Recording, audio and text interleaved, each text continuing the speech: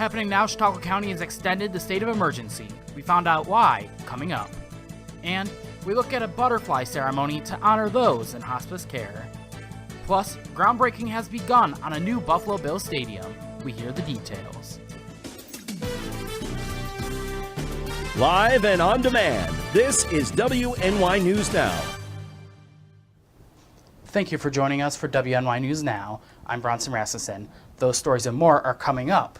But first, enacted earlier last month, County Executive P.J. Wendell issued a state of emergency for Chautauqua County, and Alyssa Wright spoke to him this morning and has more.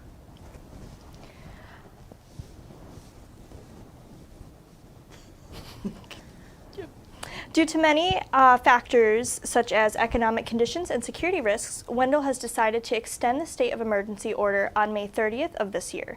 The order prohibits municipalities from bringing in and housing asylum seekers, as well as prohibits hotels and motels from housing anyone without a license. The county executive believes that the state officials need to work together during this crisis, and so far, there has been no collaboration. 38 counties have issued states of emergency. So, contrary to the governor's position, well, we don't understand the state of emergency, my statement is, I don't understand why we can't work together on this.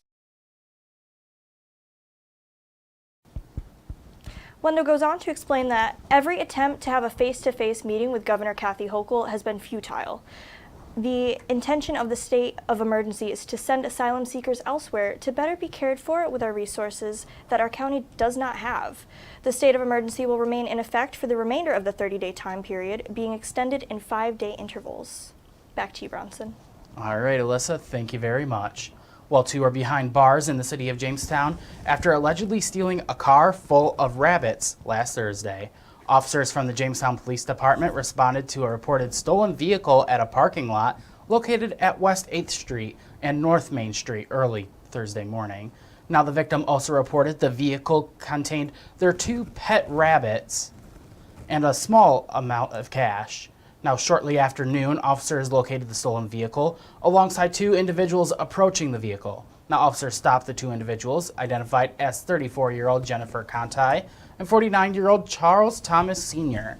Now, after investigation, it was determined that Conti was operating the vehicle and had a stay-away order from the victim.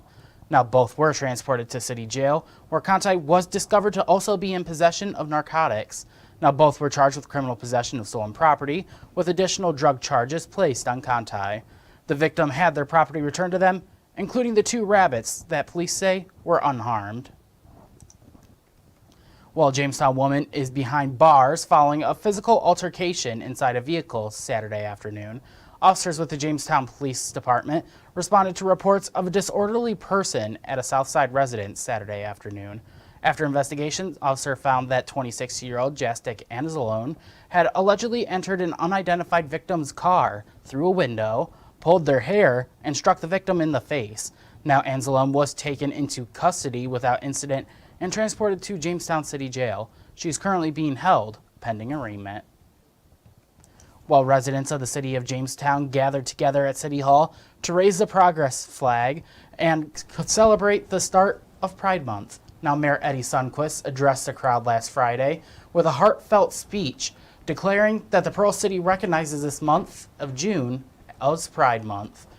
Now, the mayor also assured those in attendance that the city will continue to fight for the rights of the members of LGBTQIA+ community and will not be silenced concerning human rights matters.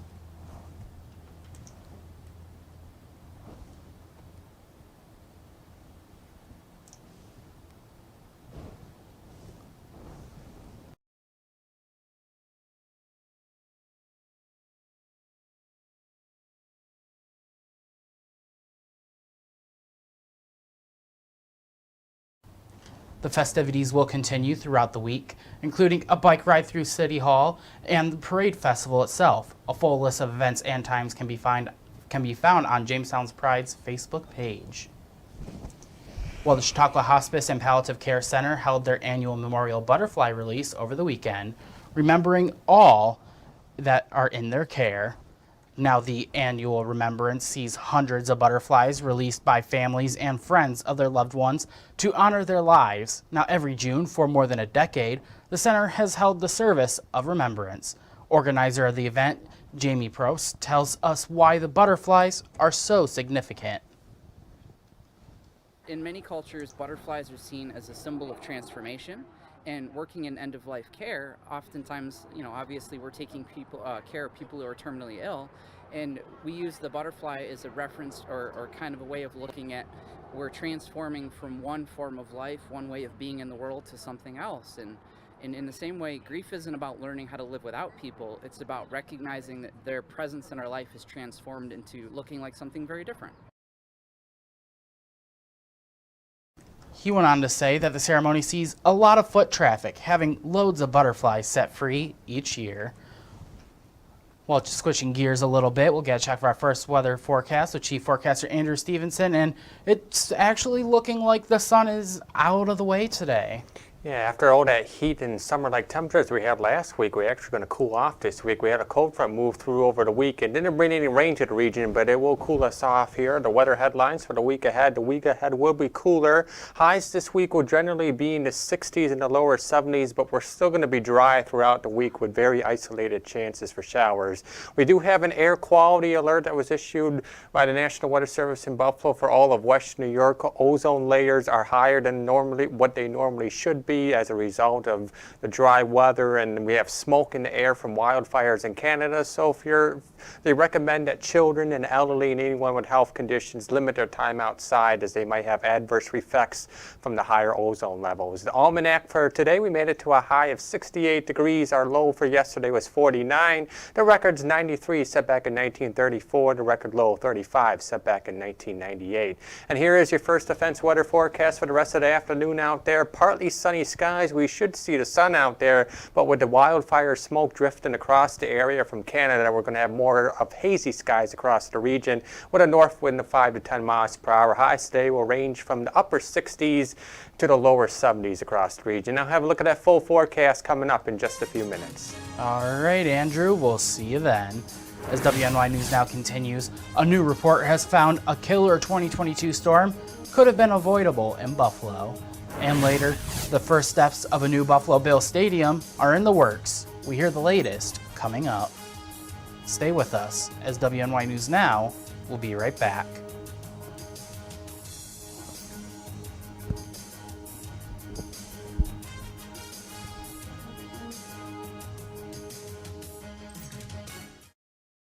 With coverage that matters, this is WNY News Now.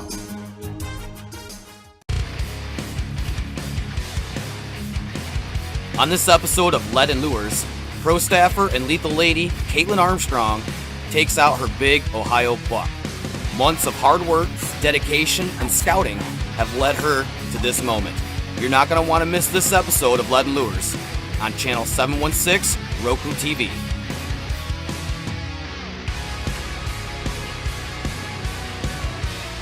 And if you want to see more of Caitlin Armstrong, follow her on YouTube, TikTok, and Instagram. At Caitlin Armstrong. Land has been quite the experience.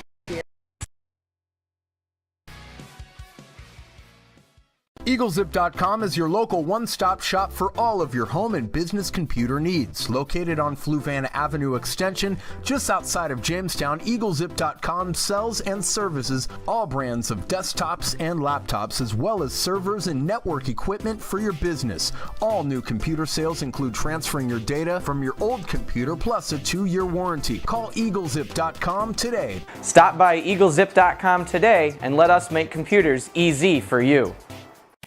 3-on-3 basketball returns to Jamestown, New York this summer. Collaborative Children's Solutions and partners are hosting a Gus Macker tournament August 19th and 20th in Brooklyn Square. The streets will be packed with a festival atmosphere, bringing the youngest of our Macker mites up to the adult players who compete for the top prize in their divisions. Register online at Macker.com before July 31st. The Jamestown Macker will also include some specialty competitions, making it one of the best community events of the year. You're watching WNY News Now, where coverage comes first.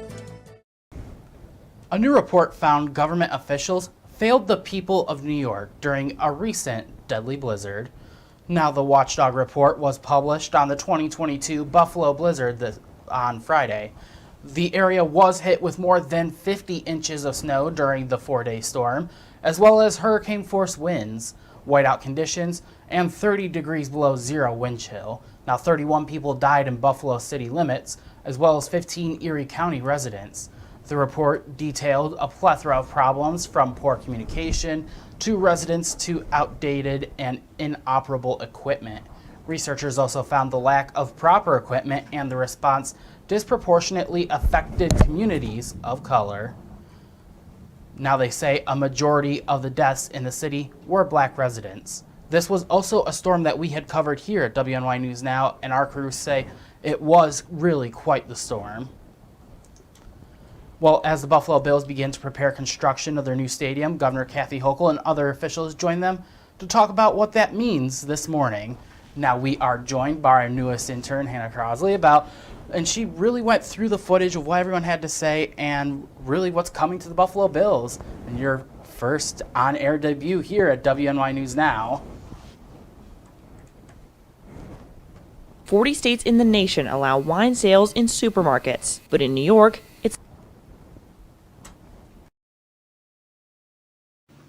we're going to build a stadium here, and we're going to tear down a stadium over there that's full of memories.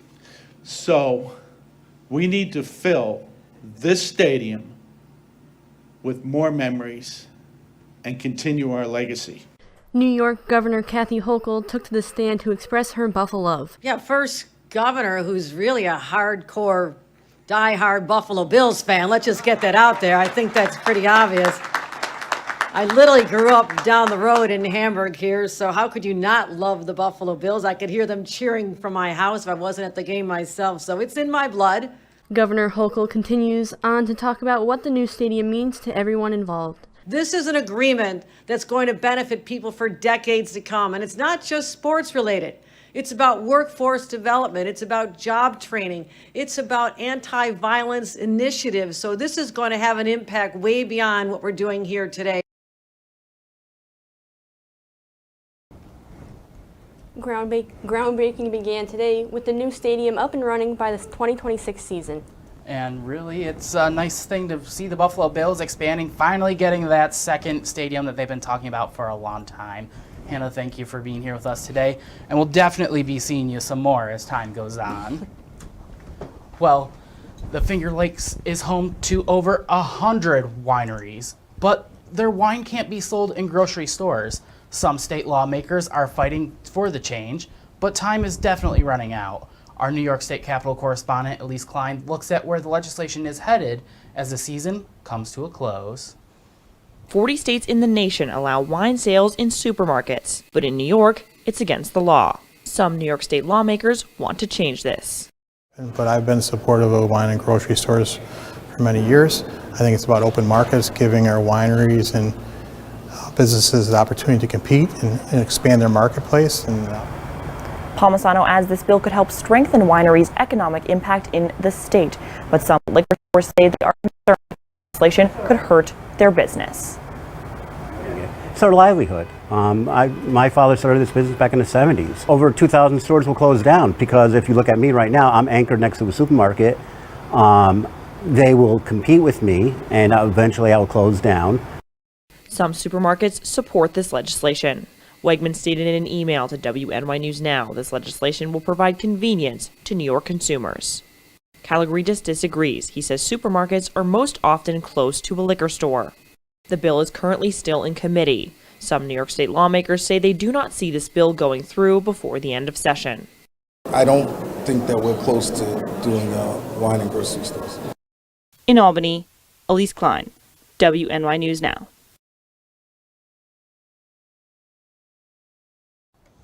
School security threats have become an unfortunate reality around the country, and preparing for them can be the difference between life and death. Now, New School Safety Institute outside of Harrisburg is evaluating the future of school security and preparation in PA for a wide variety of threats. Now, the Pennsylvania School Safety Institute provides teachers, school officials, and law enforcement with initiative and immersive training for thousands of scenarios. The Institute provides a safe space to practice 2,000 different scenarios, like de-escalating parents, comforting individuals, experiencing a mental health crisis, and even an active shooter. In the Institute, with the 360 simulator and the 8-room, multi-room schoolhouse, gives law enforcement SROs as well as their educational counterparts to be able to come in here, practice, work on different tactics, so that way the education staff can see how law enforcement does it and vice versa. Now, to learn more about the Pennsylvania School Safety Institute, be sure to visit our website at WNYNewsNow.com. Well, coming up, we look at the final moments of a fatal plane crash in Virginia. And later, a look into what the Department of Transportation is doing to make trains safer. But first, we return with a look at our full weather forecast.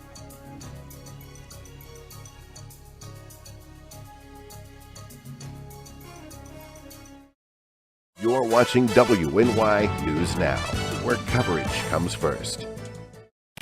3-on-3 basketball returns to Jamestown, New York this summer. Collaborative Children's Solutions and partners are hosting a Gus Macker tournament August 19th and 20th in Brooklyn Square. The streets will be packed with a festival atmosphere, bringing the youngest of our Macker mites up to the adult players who compete for the top prize in their divisions. Register online at Macker.com before July 31st. The Jamestown Macker will also include some specialty competitions, making it one of the best community events of the year. Have you ever wanted to live out your dreams? Hunt, fish, in all corners of the earth? Well, now's your chance. Follow Primitive Patriot Outdoors as we live out our dreams and show you how to live out yours through outdoor adventures. From Western New York to Africa to all corners of the earth, follow us on this adventure. It's an experience you've never seen before. Lead and Lures, Roku TV, channel 716. I don't think that many kids in my son's school even do it. He makes fun of his friend who vapes. He would never try it. She's into soccer. She's on the honor roll. She's just not the type. No way. No way. No way. No way, my kid would never vape. Get your head out of the cloud. Today, nearly 8,000 kids will start vaping. Maybe even yours. Learn about the dangers at talkaboutvaping.org.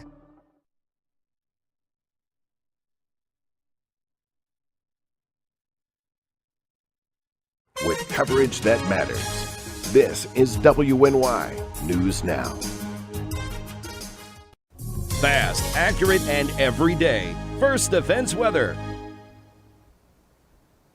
Welcome back to WNY News Now. Currently in downtown Jamestown, we're under partly sunny skies, although you can't really see the sunshine out there because it's blocked by the haziness from the wildfire smoke across the region. Current temperature to Jamestown Airport as of the noon hour, 64 degrees with a north wind of 5 miles per hour. Well, we had a cold front move through on Saturday, but didn't bring much of any rain to the region, and rain chances will continue to look few and far between through the upcoming week. 5 to 10% today. We'll go up to 20 to 25% chance for rain Wednesday and Thursday, and we're back down to 5% on Fridays. So we need rain across the region. We're in a low-end drought stage now, and it doesn't look like this is going to be improving anytime soon, although at least it is cooler for the upcoming week. Here's what's happening across the Northeast right now. There is a low pressure system up across the Canadian Maritimes, but it's not going to get anywhere closer to us. It's just going to kind of sit up there and keep most of any rain that we would get off to our east as high pressure builds in across our region. That's going to pretty much, again, keep us dry for the rest of the week. So here it is on Future Scan, partly to mostly sunny skies today afternoon. It tries to pop up a couple isolated showers this afternoon, but again, that's off to our east. We'll go partly to mostly cloudy skies through the night tonight, and then we'll basically do the same thing through the day tomorrow, partly to mostly sunny skies through the day tomorrow. Maybe a chance of an isolated rain shower tomorrow afternoon. Again, most of the rain chance chances will be farther off to our east, as most of the region across western New York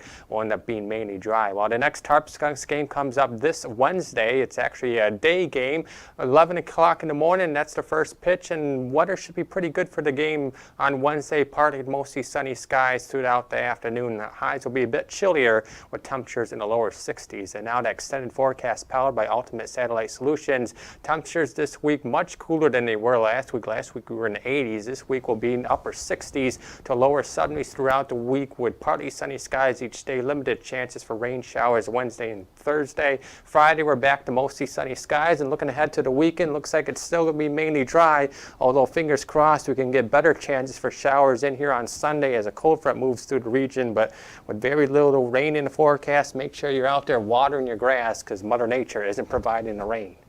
Well, we'd like to see some rain soon, but at least it's cooler temperatures. Well, thank you very much, Andrew. We'll probably see you later in the show. Well, here's some things from around the nation. Authorities in Virginia have located the civilian plane that crashed Sunday near the George Washington National Forest. U.S. fighter jets responded to the incident and caused a sonic boom heard throughout the Washington, D.C. area. Now, John Lornick reports. Travis and Hannah Thornton were recording a song when something unexpected happened. That was a sonic boom caused by U.S. F-16 fighter jets as they attempted to reach a civilian aircraft Sunday. This was something that was intentional, and they were trying to get to this airplane with the pilot who was not responding. Officials from the North American Aerospace Defense Command say the sonic boom came after its craft were authorized to travel at supersonic speeds. The Federal Aviation Administration says the private plane left Tennessee and was headed to Long Island when at one point it changed directions, eventually crashing in Virginia. That plane overshot its initial destination in New York by about 315 miles. President Joe Biden was golfing at a course on Joint Base Andrews at the time.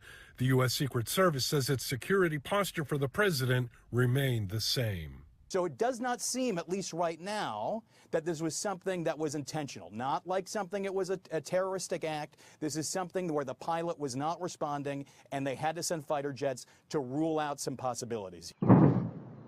I'm John Lawrence reporting. Authorities say that 4 people were on board the plane with no one surviving. The National Transportation Safety Board tweeted that it's currently investigating the crash. Now, apparently not everyone in D.C. was able to hear this because our Washington, D.C. correspondent Rachel Knapp said she couldn't hear a thing. Well, in other news, the U.S. is investing millions of dollars to fix dangerous intersections where trains and cars meet. The Transportation Department announced it's spending $570 million to replace or improvise or even study grade crossings. Now, the funding will go towards 34 projects. Federal officials say that these improvements could reduce some 2,000 train vehicle collisions that kill about 200 people each year. The funding would also help reduce congestion at intersections where trains block traffic. In turn, that could save drivers time, fuel, and headaches. Well, coming up next, we hear the importance of staying cool while working in the heat.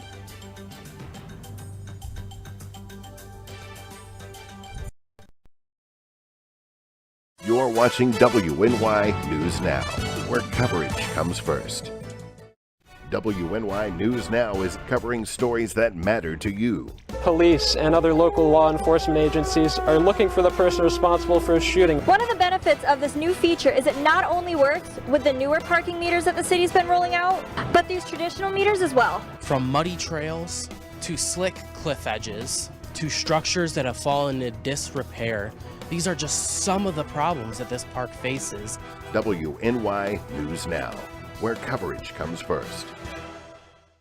I know what you're thinking. I need a job. I need a new career. Well, I've been there. I've been there. I've been there. I wasn't happy with what I was doing. After high school, I didn't have a plan. I just wanted to start working. I got laid off twice, but you gotta keep going. You just need the right skills. Find an apprenticeship. I found a 2-year IT program. I found a medical course online. I'm now a consultant in the tech space. You have more options than you think. You can do this. You will find something. You will find something new.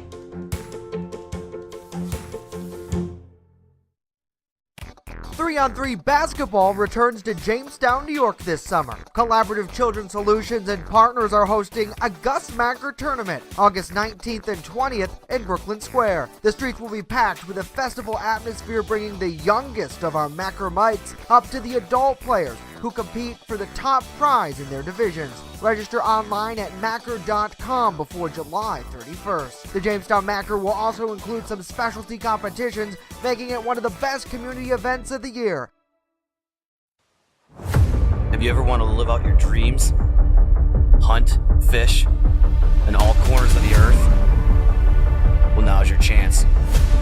Follow Primitive Patriot Outdoors as we live out our dreams and show you how to live out yours through outdoor adventures. From Western New York to Africa to all corners of the earth, follow us on this adventure. It's an experience you've never seen before. Lead and Lures, Roku TV, channel 716. You're watching WNY News Now, your source for breaking news. The U.S. Department of Labor reports that approximately 344 workers' deaths from 2011 to 2019 were due to heat exhaustion. Now, Dan Burham reports on the tolls the heat takes on workers. Every year, dozens of workers die and thousands become ill while working in hot or humid conditions. Depending on what type of work you do, it may affect what kind of clothing you wear if you're inside or outside, or have access to shade or air conditioning. Steuben County Public Education Coordinator Lorelli Wagner explains some signs to look out for that you may be struggling from a heat-related injury while working. Feel a little dizzy, or they feel like they're accelerated in their heart rate, they're having a hard time breathing, maybe they're starting to feel like lightheaded, or they could pass out. If they're getting clammy, just any kind of where they're feeling really uncomfortable and there seems to be no apparent reason. It could be because it's too hot and their body temperature is rising. When the calendar flips to the warmer months, it's important for employers to take into account their employees' environment so they are not at risk for heat illness. Are they working outside for multiple hours at a time without access to shade or without access to even being able to take a break? When having a job that requires exposure to the heat, it's important for you and others to know your background. Do you have asthma? Do you have other chronic underlying diseases that could make you more susceptible? Not only knowing your background is important, but also how much time are you going to be exposed in the heat. Are you outside for half an hour? Are you outside for 4 hours? So all of those things do kind of play into, is there a breeze? Is it direct sun? Do you have shade? You know, all of those things. And really, Andrew, it's important out there to make sure that you're not overheated, to make sure that you have enough hydration, enough water, especially with these temperatures we've been seeing lately. Yeah, make sure you have a lot of water. And I know like people will run it like drinking soda and like the fruit juices, and that stuff has a lot of sugar in it. And it's not really going to crunch you first. You really want to stick to water, and even Gatorade can be helpful out there, especially if you're going to be in the heat working. Also the suntan lotion. That would definitely help. Some days I went out there and thinking I was going to get burnt.